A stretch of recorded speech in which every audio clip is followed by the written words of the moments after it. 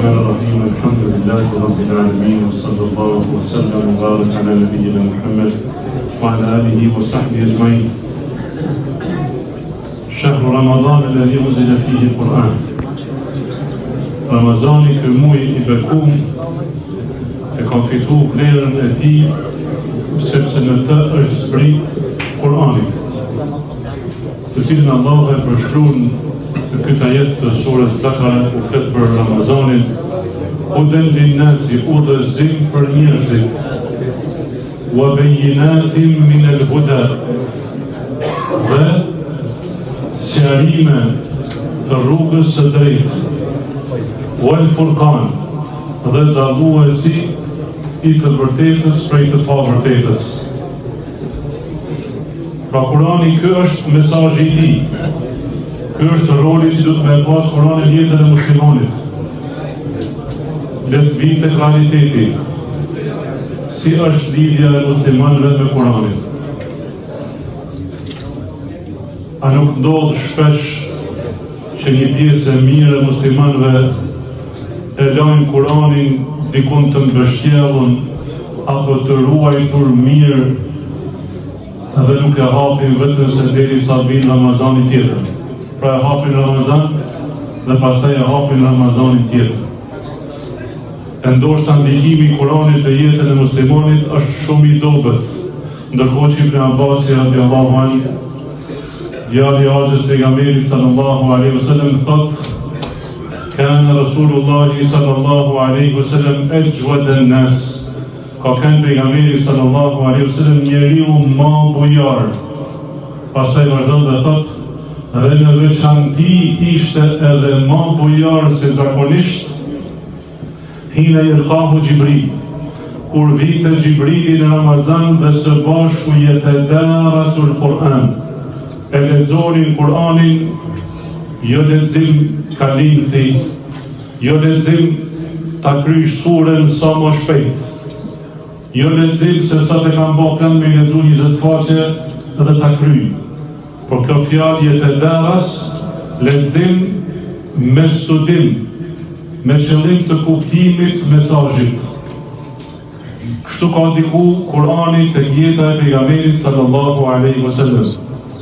Dhe secili prej nesh le t'ja bëjmë pyetjen vetit: pse nuk ku ndikon Kurani tek ne, sikur ka ndiku tek ata, tek shokët e pejgamberit sallallahu alaihi wasallam. Imam Maliku rahimahullah, imami I Medinës në kohën e gjeneratës së dytë të muslimanëve, thot: nuk do të përmirësohet gjendja e muslimanëve vetëm se me atë me të cilën është përmirësuar gjendja e tyre në fillim. Dhe arabët në fillim kanë qenë një popull jo I vlerësuar, kanë qenë një popull jo I njohur për kulturë të lartë, dhe me ardhjen e Kuranit u transformuan në zotërit e njerëzimit, të cilët e themeluan një qytetërim ma I cili mësoi këtë bota. Me qa? Me Kur'an. Mirë po, me çfarë lidhet me Kur'anin? A me lidhje veç ta kaloj sa më shpejt këtë Ramazan, mos të kaloj pa e pa një hatme, qoftë ajo në gjuhën arabe apo qoftë ajo në gjuhën shqipe, apo me lexim ta shoh Allahu Zoti jem çashtu thon. Abdullah ibn Mesudi tregon se si ka ndodhur ky ndryshim, se si sahabët e pejgamberit sallallahu alaihi wasallam janë bën njerëzit më të zgjedhur pas pejgamberëve, dhe thot: kur I lexoshin 10 ajete prej Kuranit, nuk kaloshin të 10 ajetet e tjera, vetëm se pasi t'i kuptonin këto ajete në mënyrën më të mirë dhe pasi të punonin me ta. Pasi e mësonin çfarë do të më thonë këto 10 ajete, e pasi punonim me ato kuptime dhe udhëzime që I përmbanin ato ajete, pastaj janë nishin vëllëçën tjetër. Sa musliman janë që sot kështu e lexojnë Kuranin?